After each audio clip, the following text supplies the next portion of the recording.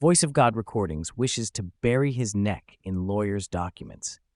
This was the response from Jeremy Evans, Voice of God Recordings spokesperson, to investigative reporters as they began to research the false prophetic claims exposed by John Collins and others on the Leaving the Message YouTube channel. The investigative reports, now being published in a section called Twisted Message, a prophet's unchecked global sect, are available on Tucson.com and the Arizona Daily Star. The most recent article by Emily Hamer and Tim Steller examines the global financial empire built around the Message, a religious movement founded on the teachings of William Branham, a mid-20th century preacher and faith healer. While his tent revivals and spiritual claims attracted massive crowds in the 1940s and 1950s, his legacy today extends beyond faith. This investigative report details how Branham's teachings have fueled an expansive network of churches and nonprofit organizations, including Voice of God Recordings, generating millions of dollars annually. William Branham gained notoriety during the mid-20th century as a healing revivalist whose charismatic style and claims of divine prophecy captivated audiences across the United States. His teachings laid the foundation for the Message, which continues to influence millions of believers globally. However, Branham's controversial claims, including apocalyptic prophecies and visions of his eventual resurrection, have been a source of skepticism and division. For example, Branham's failed vision of a global tent revival campaign inspired some of his followers to purchase a DC-7 airplane, which was previously owned by Lady Bird Johnson.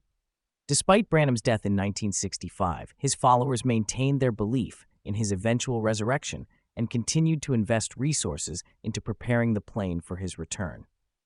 The Mosley family, prominent among his early adherents, poured millions of dollars into refurbishing the plane, a commitment that exemplifies the devotion and financial sacrifices made by Branham's followers.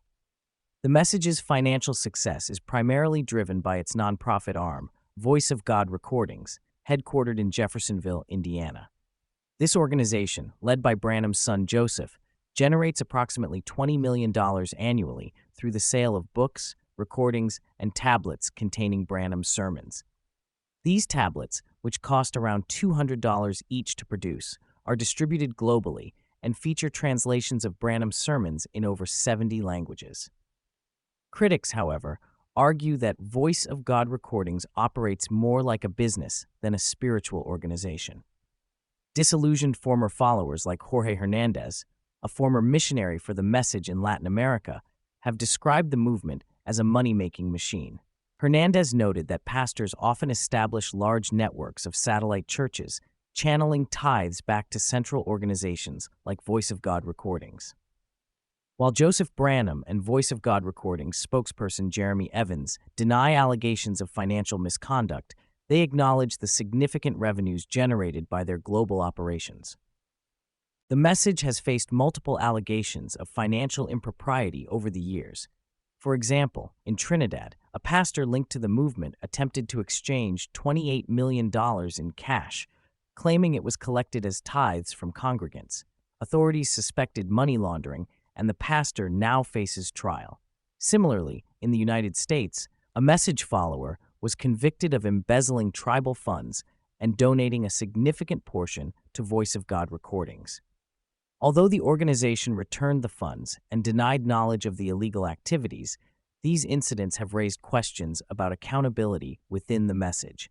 Even William Branham himself was exposed in financial controversies during his lifetime.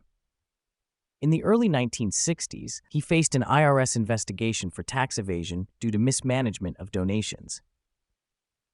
While Branham repaid the government, critics argue that this episode reflects broader patterns of financial mismanagement within the movement.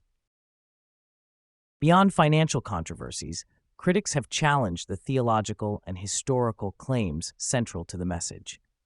Former followers and researchers have documented inaccuracies in Branham's prophecies and autobiographical narratives. For instance, Branham claimed to have predicted a deadly accident during the construction of a bridge in Jeffersonville, Indiana. However, archival research has failed to find any evidence supporting this prophecy. John Collins, a former Message believer, and prominent critic, has dedicated extensive research to debunking such claims. His work, along with platforms like Believe the Sign, has attracted a growing community of ex-members who question the movement's credibility.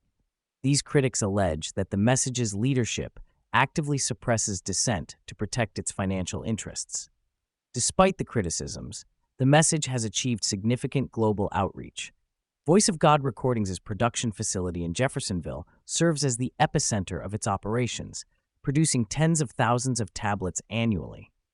These devices, equipped with Branham's sermons, the Bible, and other resources, are distributed free of charge to remote communities worldwide.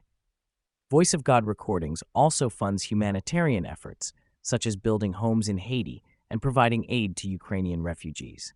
Joseph Branham defends these initiatives as evidence of the message's commitment to spreading the gospel and supporting marginalized communities. He insists that the organization's financial practices align with his father's principles and rejects accusations of greed or exploitation. The article highlights a spectrum of perspectives within the message. While devoted followers like Juanito Saucedo view Branham as a true prophet, they express concern over the movement's commercialization. Saucedo notes that many small congregations lacking pastoral leadership continue to send tithes to Voice of God Recordings, perpetuating a centralized financial system that some believe distorts Branham's original vision. In contrast, former followers like David Mosley, whose family played a significant role in supporting Branham's ministry, have become vocal critics. Mosley laments that the movement has prioritized financial gain over spiritual integrity, a sentiment echoed by many ex-members. Emily Hamer and Tim Steller's investigative report paints a nuanced portrait of the message, blending accounts of devotion, disillusionment, and controversy. While the movement has undeniably succeeded in spreading its message and maintaining a global following, its financial practices and doctrinal claims continue to spark debate. For some, the message represents a source of spiritual fulfillment and community. For others, it embodies the dangers of unchecked religious authority and the exploitation of faith for financial gain. This article invites readers to grapple with these complexities, shedding light on the enduring influence of William Branham and the legacy of the message.